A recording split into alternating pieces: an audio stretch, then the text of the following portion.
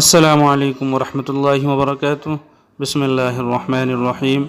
محترم ناظرین و سامعین کرام، امید ہے آپ حضرات بخیر و عافیت سے ہوں گے۔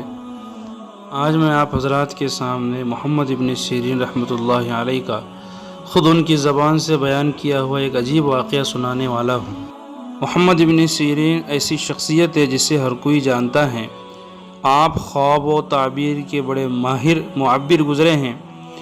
اسی طرح آپ جلیل القدر تابعی تھے۔ تابعی کہتے ہیں ایسے شخص کو جس نے ایمان کی حالت میں کسی صحابی کو دیکھا ہو۔ محمد ابن سیرین رحمۃ اللہ علیہ بصرہ میں رہتے تھے۔ آپ اپنا واقعہ خود سناتے ہیں کہ ایک دفعہ میں نے غلطی سے ایک شخص کو غربت کا طعنہ دے دیا۔ اللہ پاک نے مجھے خود غریب بنایا اور اتنا غریب بنایا کہ ایک عورت کا میں مقروض ہو گیا۔ حضرت محمد ابن سیرین فرماتے ہیں کہ ہوا یوں کہ ایک عورت سے میں نے قرض لے کر زیتون کے تیل کا کاروبار شروع کر دیا۔ زیتون کے ایک ڈبے سے مرا ہوا چوہا نکلا۔ لوگوں نے کہا کہ حضرت صرف ایک ڈبے سے نکلا ہے تو آپ اسی ڈبے کو پھینک دے، لیکن فرمایا کہ میرا تقوی یہ کہتا ہے کہ میں سارا کے سارا تیل پھینک دوں، اس لیے کہ اس کا امکان ہے کہ چوہے کا اثر سارے تیل پر پڑا ہو، اور یوں میں نے سارا تیل پھینک دیا۔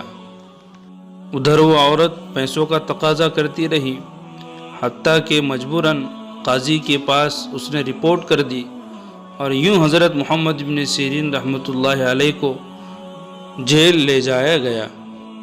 جیل کے انچارج نے حضرت سے کہا، حضرت مجھے آپ سے شرم آتی ہے کہ آپ کے ساتھ سختی کا معاملہ کرو، اس لیے یہ رعایت کر سکتا ہوں کہ رات کو آپ گھر جایا کریں اور دن کو میرے پاس جیل میں رہا کرے۔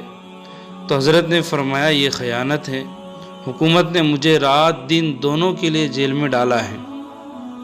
اسی اثنا میں حضرت انس رضی اللہ عنہ صحابی رسول صلی اللہ علیہ وسلم کا انتقال ہوا، اور خلیفہ وقت جنازے پر حاضر تھا، لیکن جنازہ تیار نہیں تھا، کیونکہ حضرت انس رضی اللہ عنہ نے غسل کے لیے محمد ابن سیرین رحمۃ اللہ علیہ کا نام لیا تھا کہ وہی غسل دیں گے، اور وہ تو جیل میں تھے۔ خلیفہ نے کہا کہ میرے حکم پر حضرت کو جیل سے نکالو، لیکن حضرت محمد ابن سیرین نے فرمایا کہ خلیفہ مجھے جیل سے نکالنے کا حقدار نہیں، بلکہ جس عورت نے رپورٹ درج کر کے جیل میں ڈالا ہے اور جس کے حق میں گرفتار ہوں، وہی اجازت دے گی تب میں جیل سے باہر نکلوں گا۔ خیر اس عورت کی اجازت کے بعد پھر آپ جیل سے باہر تشریف لائے۔ واقعہ یہاں مکمل ہو جاتا ہے، لیکن اس واقعے کے بعد حضرت فرماتے تھے کہ حدیث میں آتا ہے کہ جو کسی کو طعنہ دے گا تو مرنے سے پہلے وہ اس میں ضرور مبتلا ہوگا۔ بہرحال میں نے ایک بندے کو طعنہ دیا تھا، اس کی غربت پر، اس کی غریبی پر، اس کی فقیری پر اللہ تعالیٰ نے مجھے ایک عورت کا مقروض بنا دیا۔ قرآن کریم میں سورہ حجرات میں اللہ تعالیٰ فرماتے ہیں، یا ایھا الذین آمنوا لا یسخر قوم من قوم عسى ان یکونوا خیرا منہم ولا نساء من نساء عسى ان یکن خیرا منہن ولا تلمزوا انفسکم ولا تنابزوا بالالقاب بئس الاسم الفسوق بعد الایمان ومن لم يتب فاولئک هم الظالمون یا ایھا الذین آمنوا اجتنبوا کثیرا من الظن ان بعض الظن اثم ولا تجسسوا ولا يغتب بعضكم بعضا أيحب أحدكم أن يأكل لحم أخيه ميتا فكرهتموه واتقوا الله إن الله تواب الرحيم۔ یعنی اے ایمان والو، کوئی قوم کسی قوم سے تمسخر نہ کرے، مذاق نہ اڑائے۔ ممکن ہے کہ وہ لوگ ان سے بہتر ہوں، اور نہ عورتیں عورتوں سے تمسخر کرے، ممکن ہے کہ وہ ان سے اچھی ہو۔ اور اپنے مومن بھائی کو عیب نہ لگاؤ، اور نہ ایک دوسرے کا برا نام رکھو۔ ایمان لانے کے بعد برا نام رکھنا گناہ ہے، اور جو توبہ نہ کرے وہ ظالم ہے۔